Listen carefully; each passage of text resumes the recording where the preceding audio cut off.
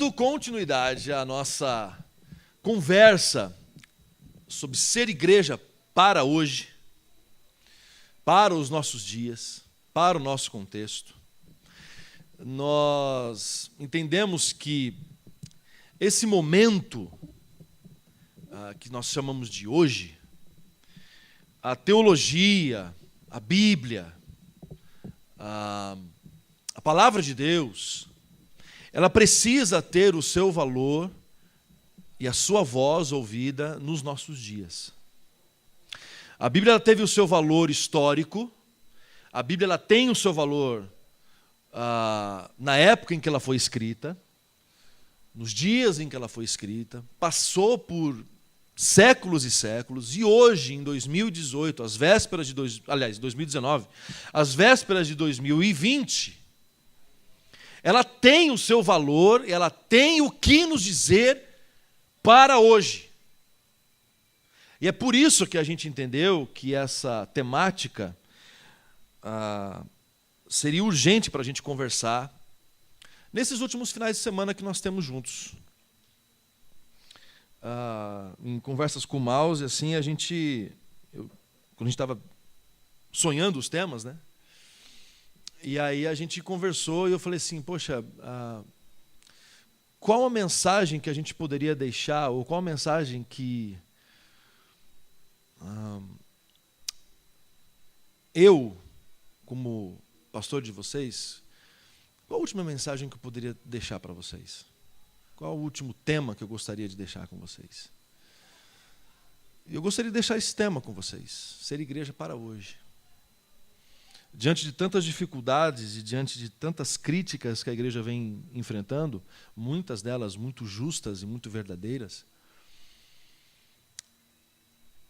qual a nossa resposta diante dessas crises? Qual a nossa resposta diante dessas indagações que as pessoas têm feito a respeito da igreja cristã, ou mais especificamente da igreja evangélica? Qual a nossa resposta como juventude, né, diante de um país em crise, de um país sem identidade, de um país não à beira de uma crise, mas que já vive dias de crise?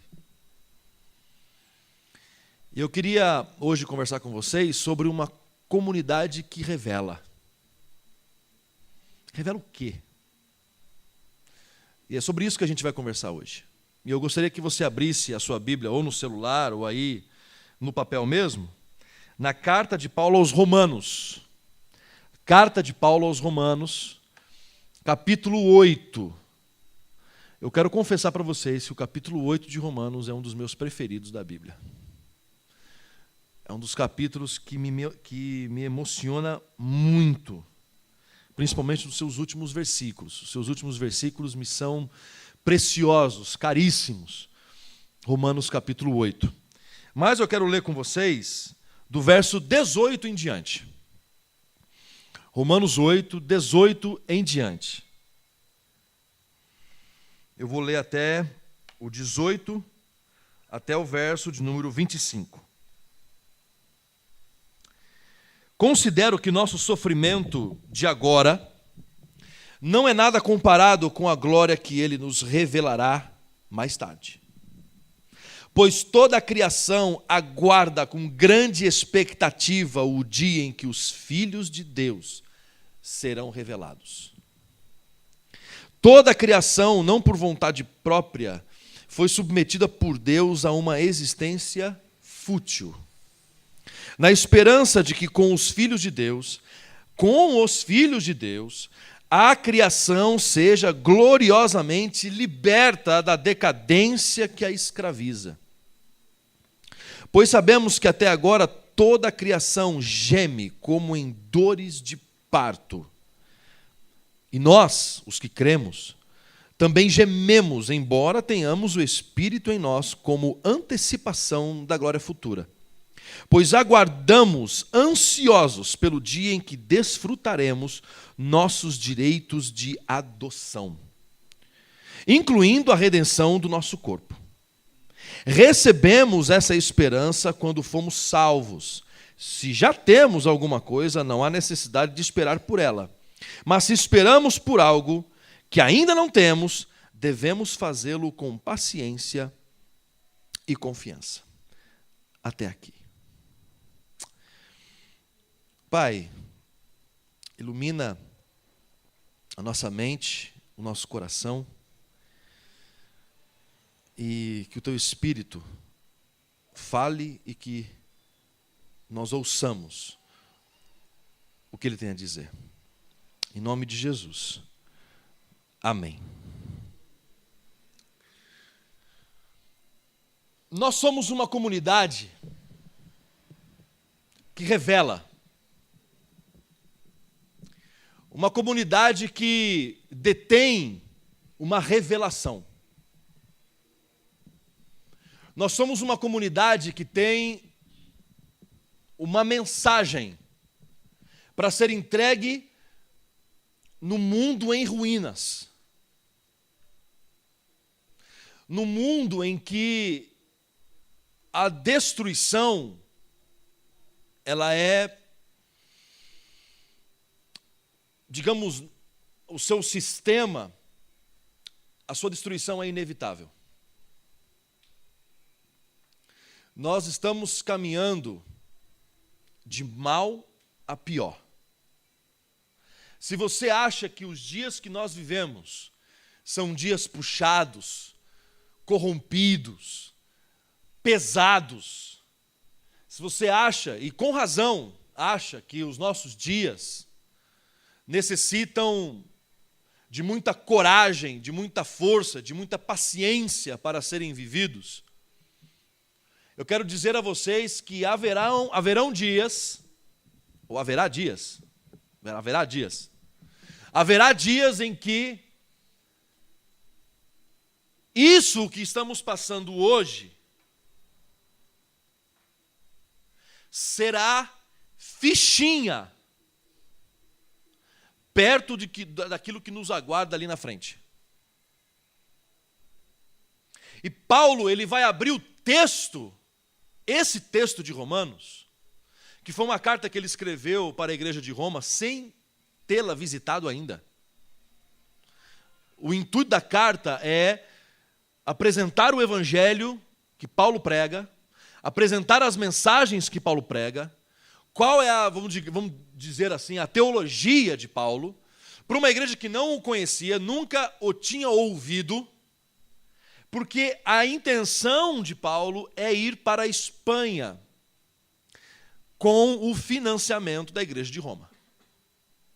Então a ideia dele é ir para a Espanha numa quarta viagem missionária, ou dentro dessa terceira viagem missionária, para então chegar à Espanha com os investimentos e com a doação, a contribuição dos irmãos de Roma. E para que isso aconteça, Paulo está apresentando aqui nos 16 capítulos de Romanos a sua teologia. Por isso que logo depois do livro de Atos você tem o livro de Romanos. O livro de Romanos vai nos nortear na interpretação das demais cartas paulinas. Romanos não foi a primeira carta escrita por ele. Mas ela está aqui em primeiro lugar para a gente entender ao longo das outras cartas, 1 Coríntios, 2 Coríntios, Tessalonicenses, Colossenses, carta a Tito, carta a Timóteo, carta a Filemão. Essa carta de Romanos nos oriente, nos dê inclusive um manual de interpretação a todo o restante das cartas de Paulo. Aqui você tem um resumo do pensamento dele. Se você quer entender o pensamento de Paulo, leia os 16 capítulos de Romanos. E aqui no capítulo 8, nós estamos aqui na metade da carta, ele vai abrir, aqui no verso 18, dizendo que ele considera o nosso sofrimento de agora nada comparado com a glória que ele nos revelará mais tarde.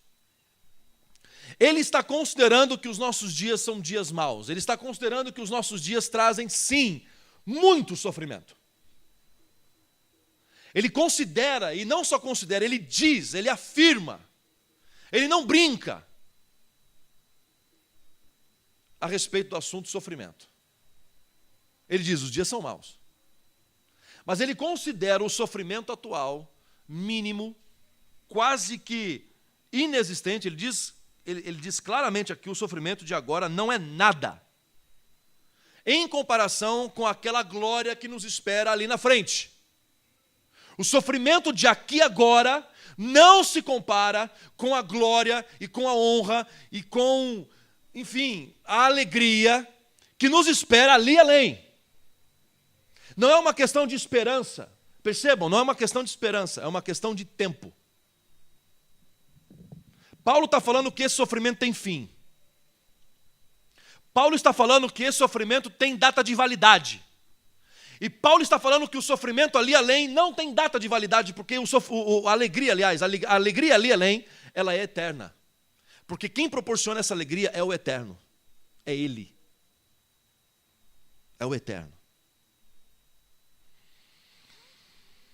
Porém, enquanto esse sofrimento acontece, enquanto essa destruição que os nossos olhos não conseguem enxergar, apenas o nosso coração, sentidos conseguem sentir, e às vezes até não consegue definir o que é o que a gente está sentindo, mas sente. Ainda que os nossos olhos não consigam perceber a falência estrutural. Tem um livro que eu estou escrevendo, de fantasia, que acontece em Curitiba. A história acontece em Curitiba. E acontece acontece no café. Acontece aqui no café. O ponto de encontro de resistência aqui no café. E Jesus está aqui com os apóstolos e com eu não lembro, acho que tem em torno de 4 a 6 ordens angelicais nessa história toda. Todas ordens criadas da minha cabeça. Absolutamente nada bíblico, né? Óbvio. Né? E não é um manual de teologia, esse livro também, que eu estou escrevendo. E aí Jesus, ele leva esse personagem para fora. E quando ele chega e ele percebe que está assim, tá tudo bem, aquela coisa toda, mas quando ele vai para fora, Jesus passa a mão nos olhos. E eu descrevo essa cena como uma espécie de pele, uma espécie de crosta cai dos olhos dele e ele consegue enxergar um largo da ordem absolutamente em ruínas. Prédios esfarelando, crateras, buracos, lava, criaturas das mais assustadoras e tenebrosas, espalhados não só pelo largo, mas também sobrevoando os céus. E se os nossos olhos fossem de fato abertos, talvez nós veríamos essa cena de um mundo em decadência. E nós não aguentaríamos.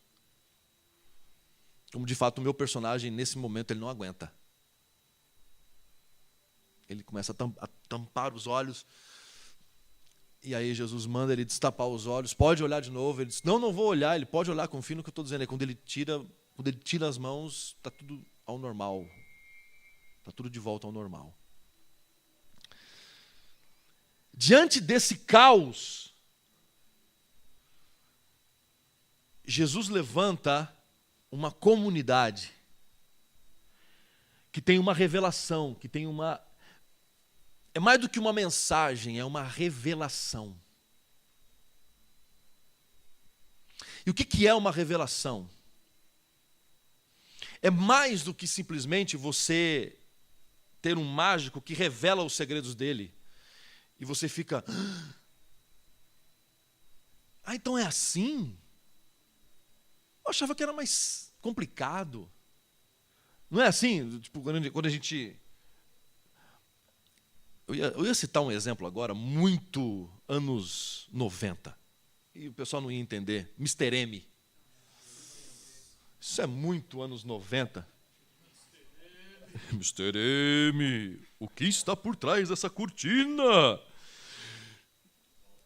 aquela coisa do mágico revelar os seus segredos.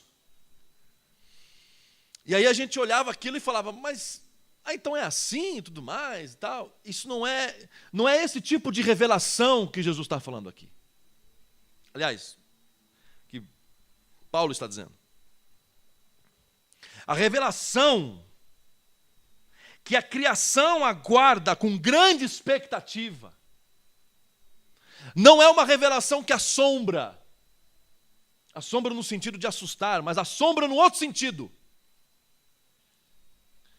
Assombra, e eu gosto muito mais da expressão em inglês, wonder. Muito melhor, much better. Que é aquele maravilhamento, não sei se existe essa palavra, mas cunhei agora, mas eu acho que existe, porque eu acho que eu já vi o Ed usando esse negócio aí, maravilhamento. Então, tá aí, ele usou, então, né? Usou, existe. Já viu o Ari falando, então usou, existe. Essa sensação de maravilhamento diante do pleno caos.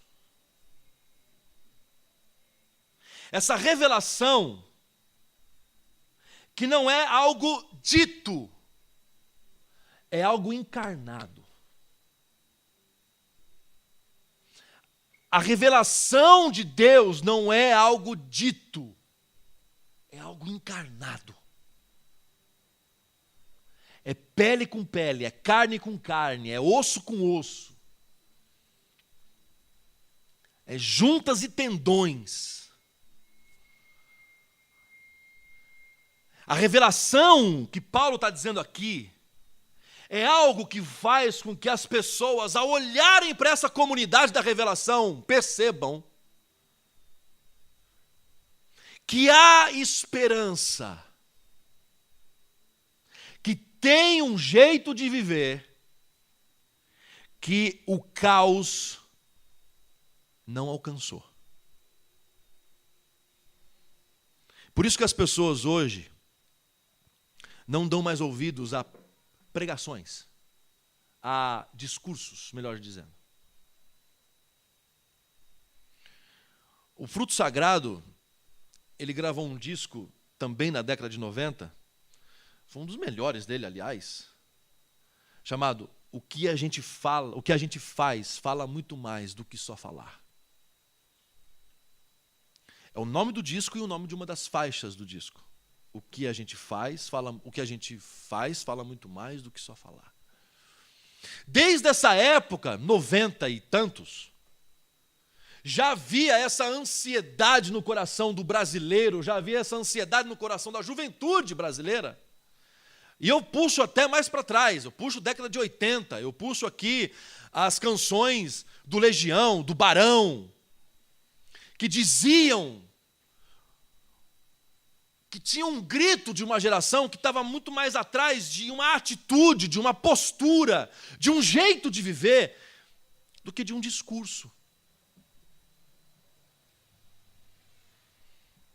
Você pega o movimento punk,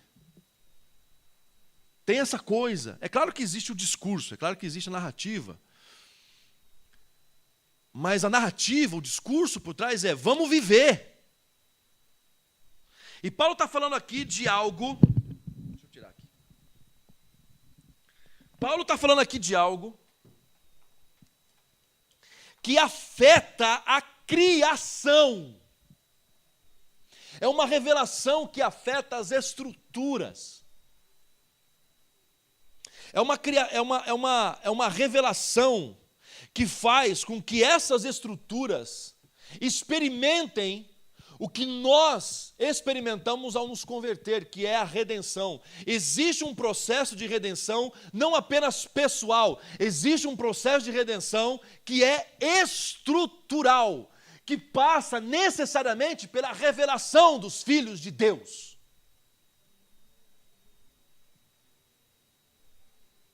É o jeito como você estuda, é o jeito como você se relaciona, é o jeito como você conversa, é o jeito como as pessoas te escutam.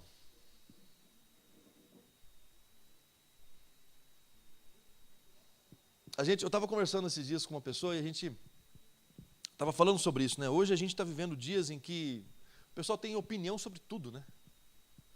E às vezes até mesmo eu me vejo assim, caindo nessas coisas assim, dando opinião sobre tudo, sobre...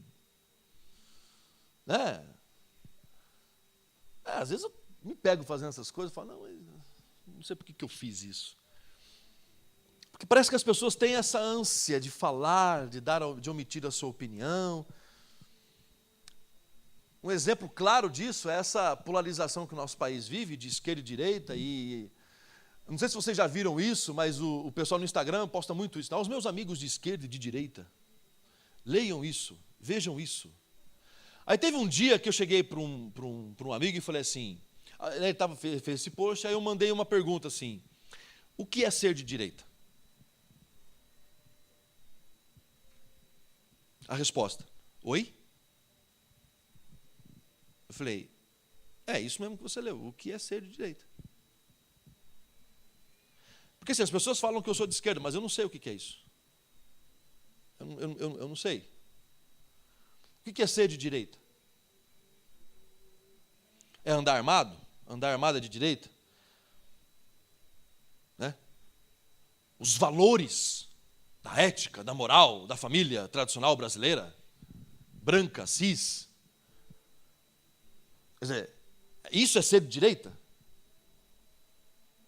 E ser de esquerda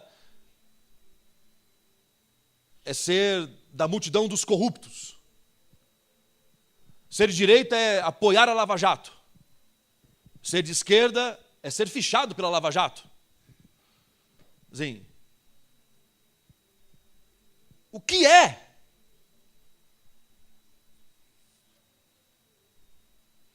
Resumindo a conversa, a pessoa não soube me responder. Por mais que ela mantivesse o discurso de ser de direita ou ser de esquerda, enfim. Nós estamos vivendo uma época carente. Eu digo, nossa época é uma época que eu estou vivendo. Mas na década de 70 também havia essa carência. Eu não sei, eu não vivi a década de 70, eu vivi 2019, estou vendo 2019. Então a nossa época é carente dessa revelação que transforma não só pessoas, mas transforma estruturas. Que faz que, com os filhos de Deus, Paulo vai dizer aqui no verso 20, toda a criação, não por vontade própria, foi submetida por Deus a uma existência fútil. Não é de hoje, viu, gente? Que as conversas, os debates, as estruturas são fúteis. Paulo já dizia isso. Na esperança de que, com os filhos de Deus, ou seja, eu e você, a criação seja gloriosamente liberta da decadência que a escraviza. Nós somos coparticipantes nesse processo de redenção estrutural, que vem pela revelação, que não é falada, mas é uma revelação vivida, é uma revelação encarnada. O que eu estou querendo dizer é que essa revelação, ela precisa estar tão entranhada dentro da gente, ela precisa estar tão fixada dentro da gente, que a gente não consegue ser outra coisa a não ser isso. É mais do que entender que 2 é 2 é 4. É você entender o porquê que 2 é 2 é 4.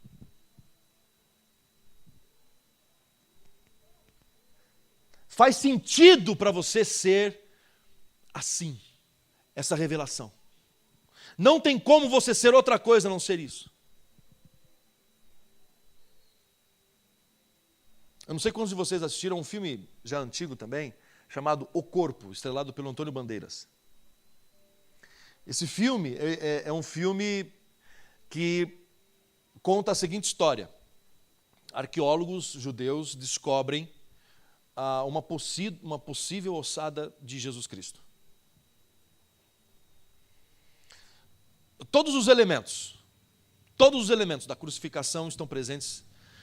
O ambiente, o local, enfim, é próximo ao Calvário, um túmulo que ali você tem ali inscrições que falam que era de José de Arimateia, e etc, etc, etc. Tem toda uma construção.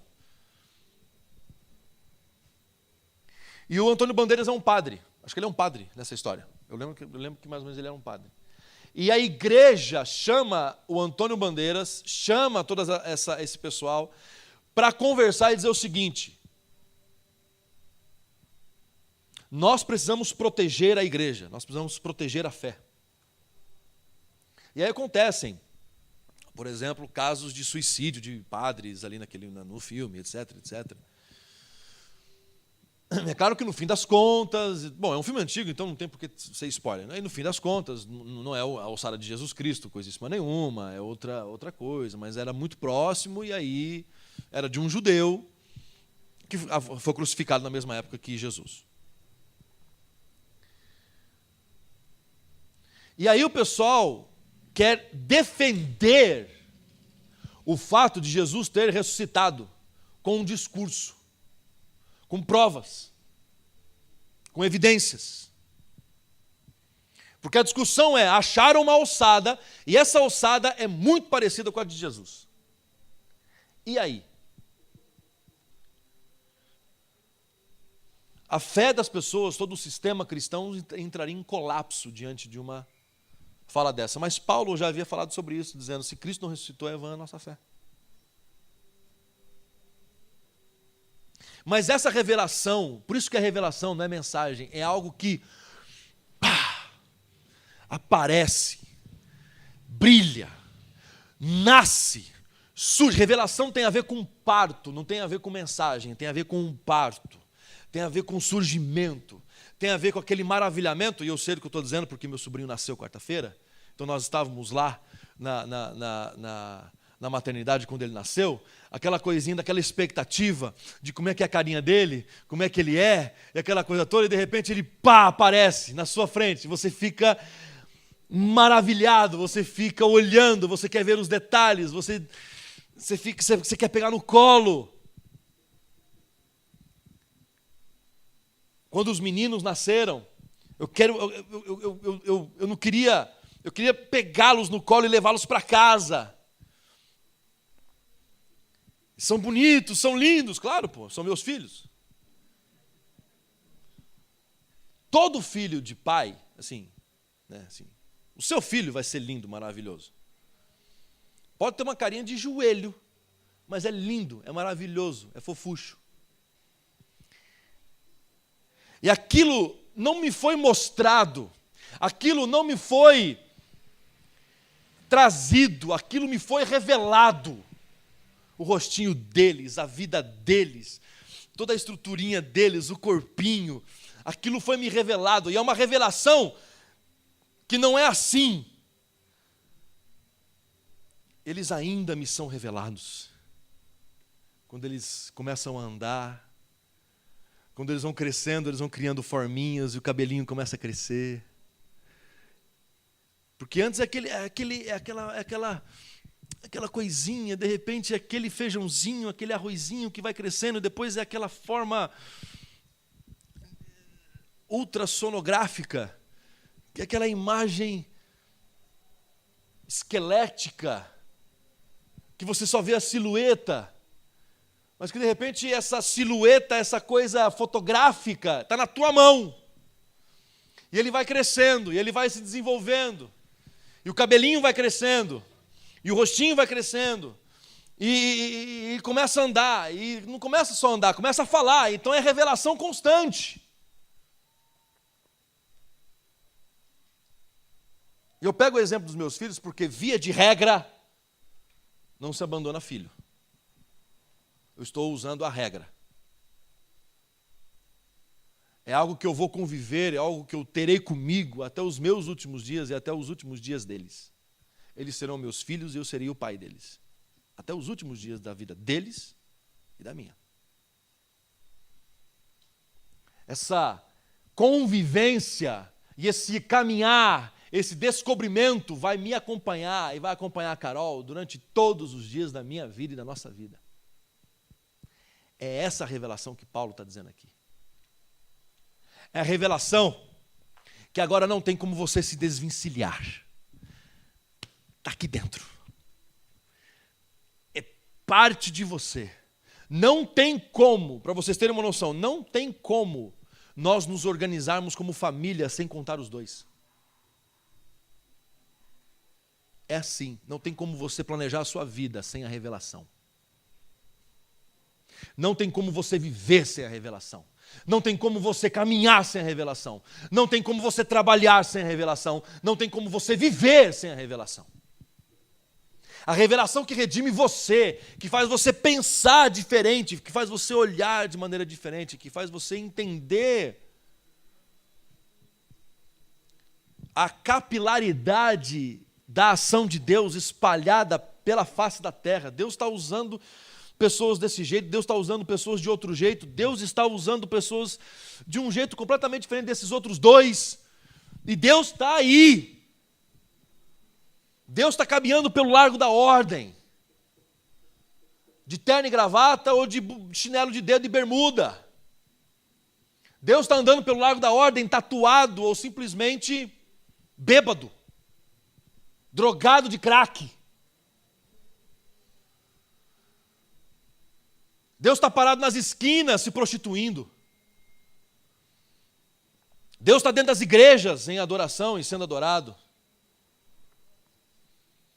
Deus está no escritório.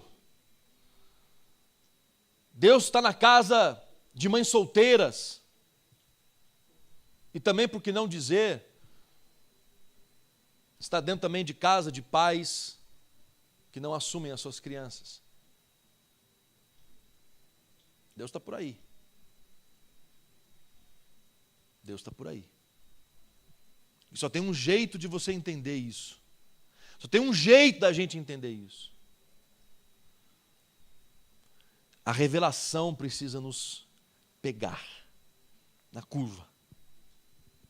Eu não estou falando de conhecimento, gente. Eu não estou falando de eu sei o que você está dizendo. Eu não estou falando disso. Eu estou falando de algo que brota dentro de você. Você consegue entender isso que eu estou dizendo? De algo que nasce em você. E como que isso nasce, Cris? Paulo vai dizer, isso nasce pelo Espírito Santo.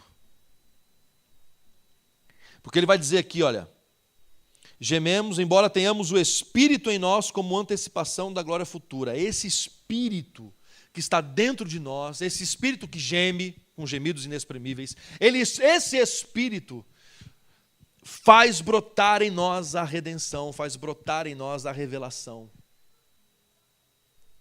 Faz a gente dizer para o mundo coisas, verdades, crenças, sem a gente abrir a boca.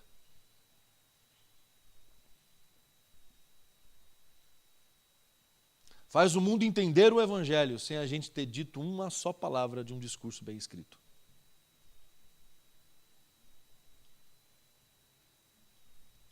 Faz o mundo, como Atos capítulo 2 vai dizer, olhar para a comunidade e cair na simpatia de todo o povo. E essa comunidade agir de uma forma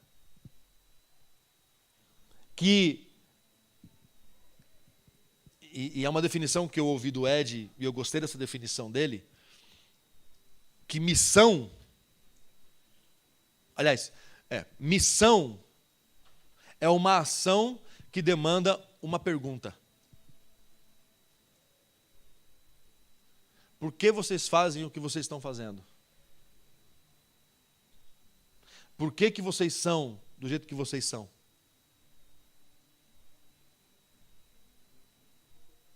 Entendeu aí? Só que só tem um jeito desse povo olhar para nós e falar assim, por que vocês fazem o que vocês fazem? Quando a revelação nos alcançar, e essa revelação se encarnar na gente.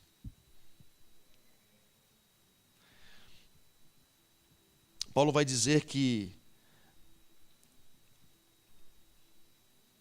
essa adoção que nós já estamos desfrutando, incluindo a redenção do nosso corpo, tá? Está aqui falando aqui a redenção do nosso corpo.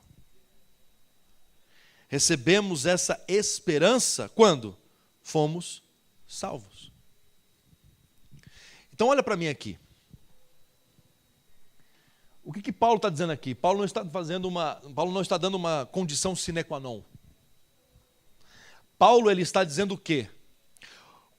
Aí vem a pergunta aqui, né? Vem a pergunta aqui. Quando fomos salvos?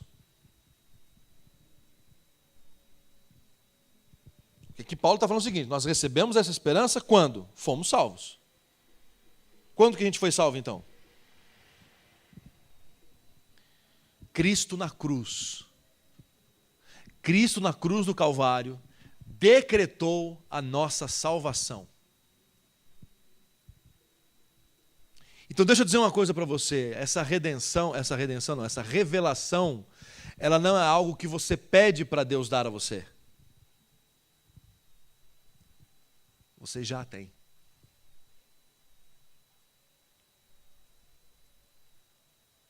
Entendeu aí? Quando Cristo morre na cruz, ele libera. É como se ele soltasse.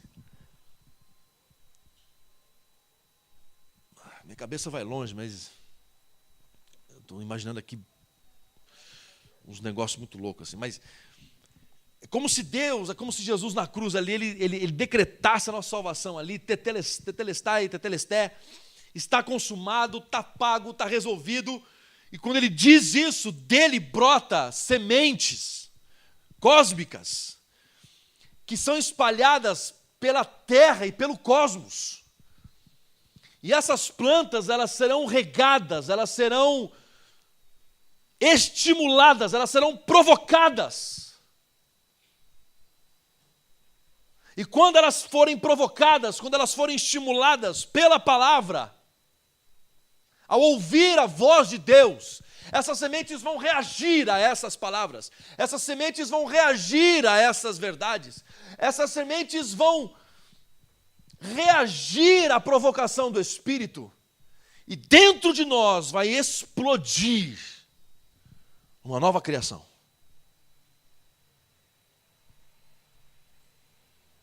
Dentro de nós vai explodir um novo ser. E esse novo ser não vai conseguir ser outra coisa a não ser revelação. Essa é a comunidade que revela.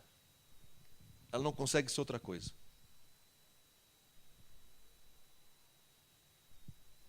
E essa comunidade que revela não tem placa. Essa realidade, essa comunidade que revela, graças a Deus, não tem estruturas eclesiásticas, Mausi.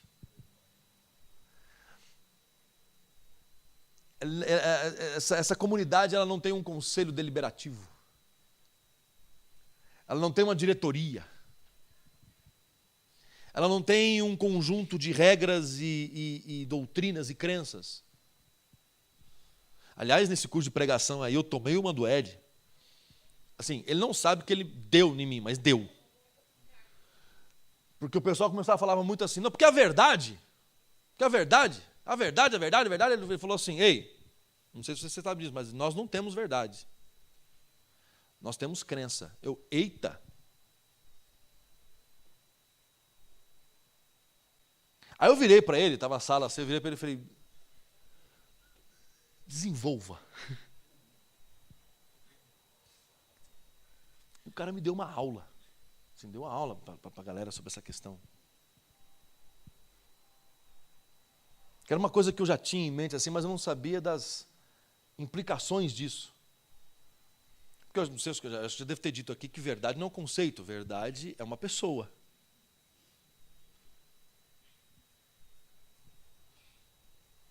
Verdade não é um conceito que se entende, mas é uma pessoa que se conhece. E ele foi nisso, eu falei, eita!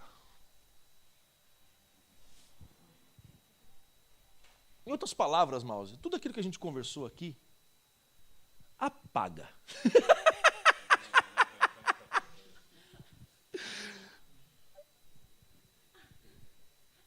Porque eu estava completamente errado.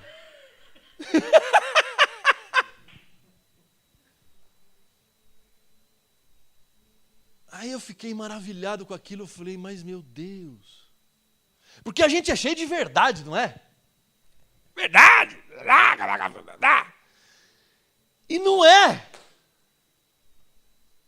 É crença. É crença, velho. Como é que é? É verdade para você.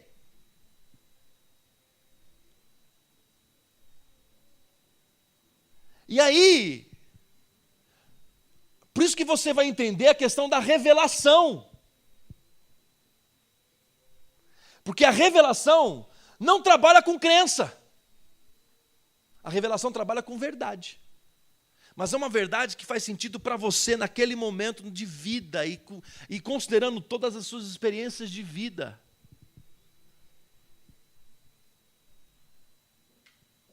Por isso, que quando eu olho para você, e para você, e para você, e para você, eu estou vendo ao mesmo tempo um pedaço e uma totalidade de Deus. É um pedaço, mas também é a totalidade dele. Como que isso funciona? Revelação. Porque revelação não se explica, revelação se encarna.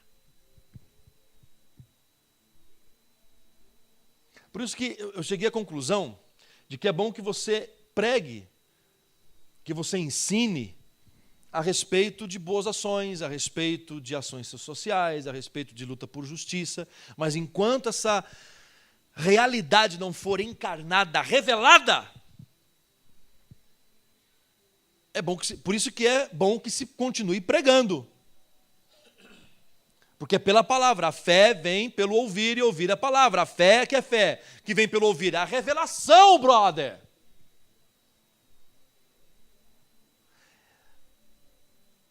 E eu cheguei a uma conclusão que eu ainda não estou praticando ainda na minha vida, mas eu já cheguei a uma conclusão de que talvez certas discussões são inúteis. Por mais que eu ainda me veja em discussões inúteis. Porque não tem como eu falar de uma revelação, sendo que a revelação não foi revelada. Não foi encarnada. Não foi contemplada. Não teve o wonder. Não teve o maravilhamento. Não teve o queixo caído. Não brotou, não nasceu. Ainda está muito no ultrassom. Ainda está ouvindo a batida do coração. Porque quando o negócio nasce, você não se desvencilha. É desvencilha, né? Disso. Você não se desgruda disso. Você não se desconecta disso. Você não abre mão disso. Ah, Cris, vamos em tal lugar? Meus filhos, esse lugar onde você está me convidando, eles cabem? Não, não cabe. Então não tem como eu ir. Por mais que eu queira, não tem como eu ir. Porque se eles não forem, eu não vou.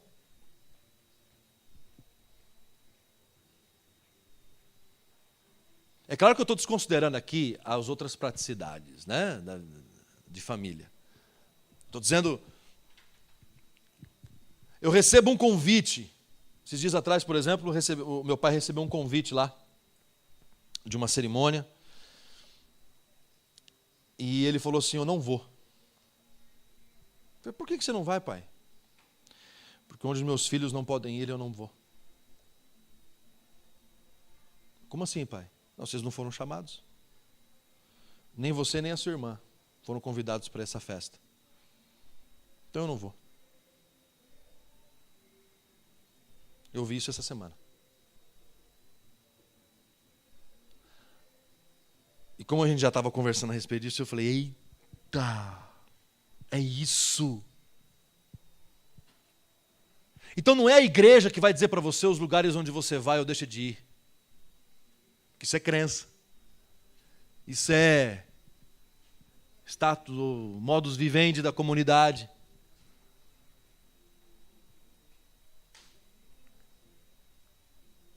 é algo seu, com você, de você, para Ele, e dele, com Ele, para você. É revelação. E essa revelação, e eu encerro falando isso, essa revelação, e eu acho isso a coisa mais fantástica dessa comunidade que revela, essa revelação tem o mesmo poder de redenção que acontece no teu interior, sem o seu controle e sem a sua anuência, sem os seus sentidos. Está acontecendo aí dentro de você e você nem está tomando conhecimento.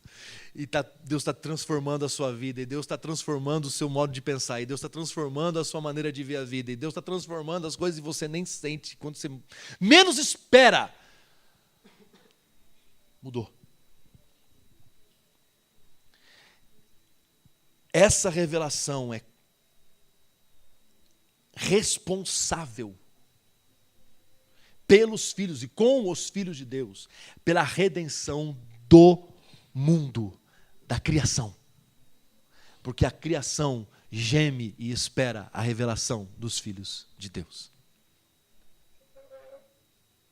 Então, por isso que a revelação ela é encarnada, porque ela brota de dentro de você para fora. E ela mexe com a sua estrutura, mexe com a sua maneira de ver as pessoas e maneira de ver a vida. Porém, não se esqueçam, quem vive assim, sofre. Por isso que Paulo está falando de sofrimento aqui no texto.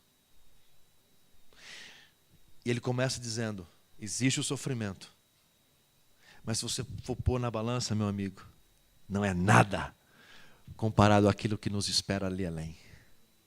E nós estamos falando de um homem sofreu, né? Assim, não sei quando vocês assistiram o Conde de Monte Cristo, mas tem uma cena que é icônica quando ele se revela para sua ex-noiva, para Mercedes. E o que aconteceu nesses anos todos? Ele falou assim, eu fiquei 13 anos preso injustamente no Chateau d'If.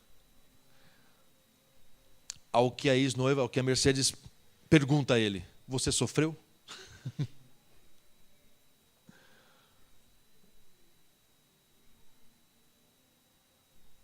Então, quem se propõe a ser, eu nem falo a viver a revelação, mas é a ser a revelação.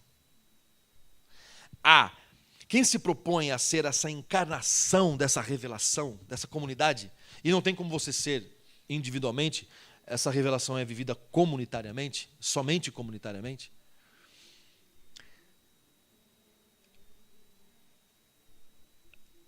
Vai causar sofrimentos a ponto das pessoas desconsiderarem o seu sofrimento e perguntar, mas está sofrendo por quê? De onde vem esse choro? Mas por que você está assim? A vida está toda bem.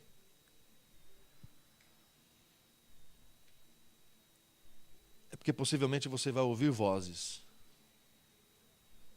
gritos, angústias, gente que você não conhece.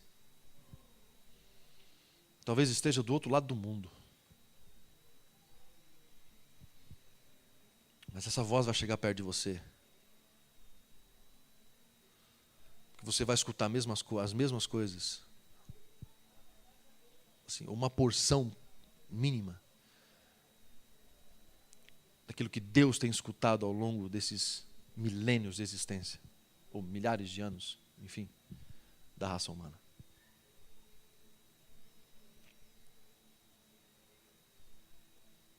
Você consegue entender isso que eu estou dizendo para você?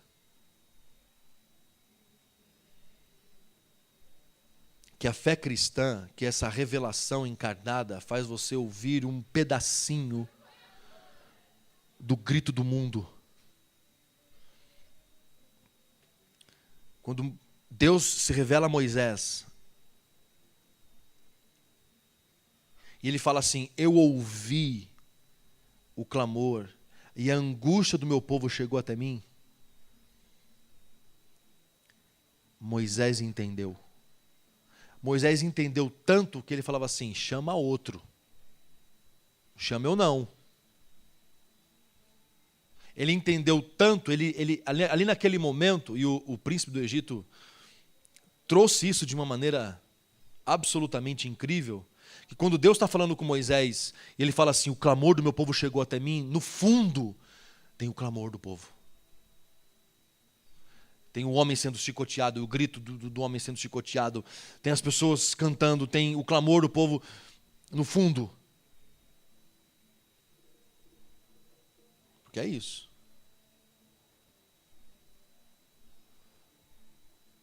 Por mais que eu não tenha ouvido e assistido nenhuma notícia, o choro da mãe, das crianças que estão sendo atingidas pelas balas perdidas no Rio de Janeiro chegaram até os meus ouvidos.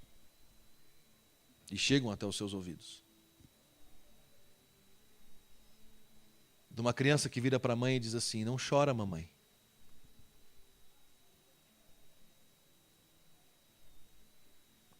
Eu estou falando de uma criança.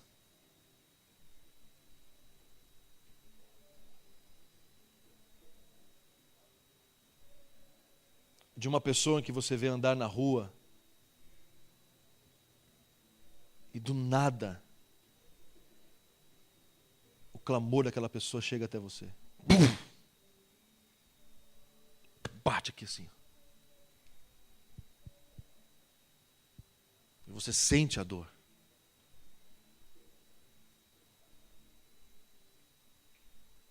E a gente é covarde, cara. A gente sente tudo isso, mas a gente fica tipo, tá, mas o que eu posso fazer e tal.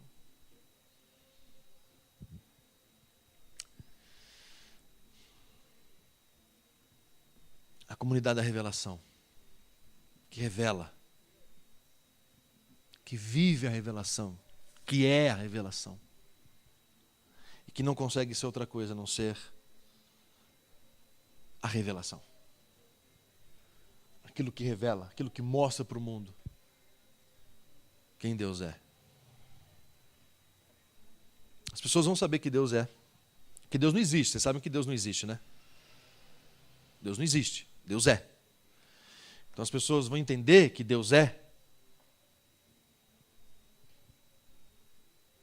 quando elas virem na gente que Deus é para nós.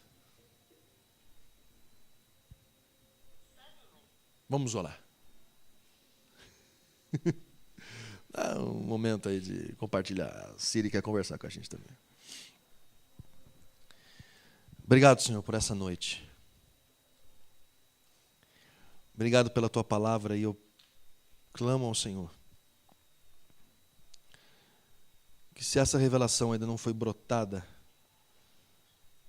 aliás, que se essa revelação ainda não foi provocada, não frutificou ainda em corações aqui, que a Tua palavra, Deus, provoque, estimule, e que essa semente brote, que essa revelação nasça, que haja uma encarnação. Que o Teu Espírito nos dê condições, ó Deus, como deu ao Teu servo Paulo, que escreveu que todos os sofrimentos dessa vida não se comparam a nada perto daquilo e da glória que nos espera. Ô Pai, que essa consciência jamais fuja de nós, que essa revelação jamais fuja de nós. Em nome de Jesus. Amém.